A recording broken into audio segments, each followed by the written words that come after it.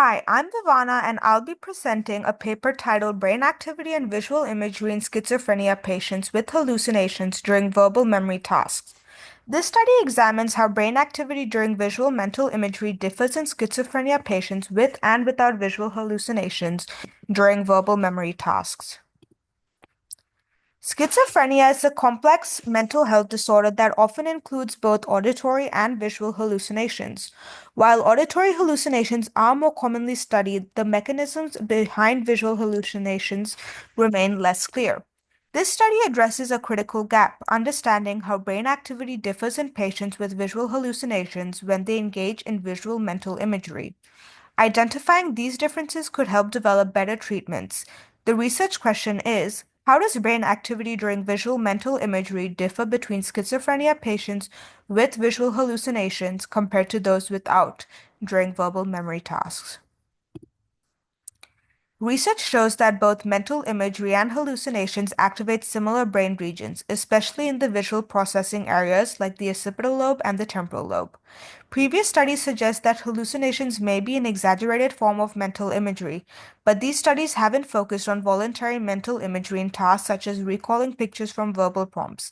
This study builds on this gap, hypothesizing that schizophrenia patients with visual hallucinations will show distinct brain activity patterns during mental imagery compared to those without hallucinations. The study included two groups, one of the schizophrenia patients who frequently experience visual hallucinations. They were known as the VH group, and another group without hallucinations, known as the non-VH group, plus a control group of healthy participants.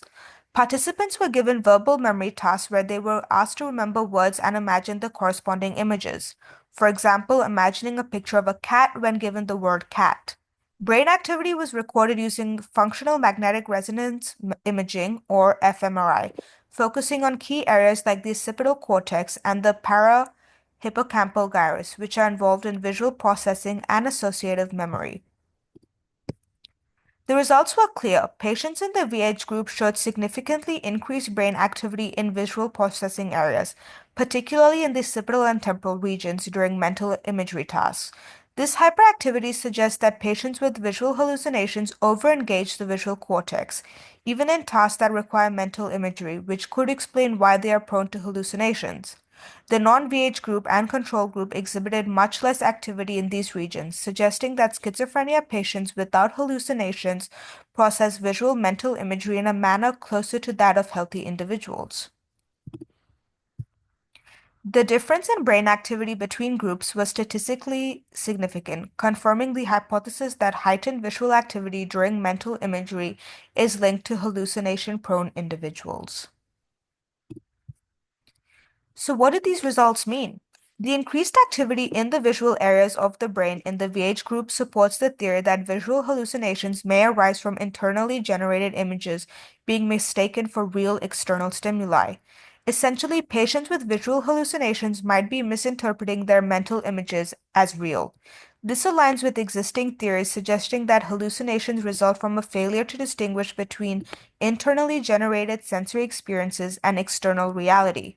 The study also contributes to consciousness research by highlighting how different types of visual experiences, whether voluntary or non or involuntary, are processed in the brain. However, there were limitations, including the small sample size, which affects the generalizability of the findings, and the use of only verbal memory tasks, which may not fully capture the range of mental imagery experiences. The implications of this research are important for clinical practice. Understanding what visual hallucinations may be driven by overactive mental imagery could lead to new therapeutic strategies. For example, cognitive behavioral therapy, known as CBT, could be tailored to help patients better distinguish between internally generated images and real stimuli. Future research could also examine whether similar brain patterns are observed during different types of mental imagery, such as emotional or motor imagery. Longitudinal studies could track whether brain activity changes over time as hallucinations improve with treatment. Additionally, it would be valuable to explore whether similar patterns are found in other disorders that involve hallucinations, such as bipolar disorder, post-traumatic stress disorder. I found this paper particularly interesting because it explores the intersection of perception, consciousness, and mental health. The connection between visual imagery and hallucinations raises critical questions about how our brains interpret sensory experiences. For my future research, I am considering exploring how auditory and visual hallucinations interact in schizophrenia. Understanding these cross-modal interactions could shed light on how different sensory experiences contribute to altered states of consciousness. In conclusion, this study provides valuable insights into the neural mechanisms underlying visual mental imagery in schizophrenia patients with visual hallucinations.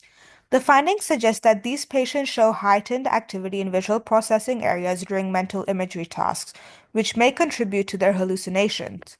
These results have significant implications for future research on consciousness and for developing more effective treatments for hallucinations in schizophrenia.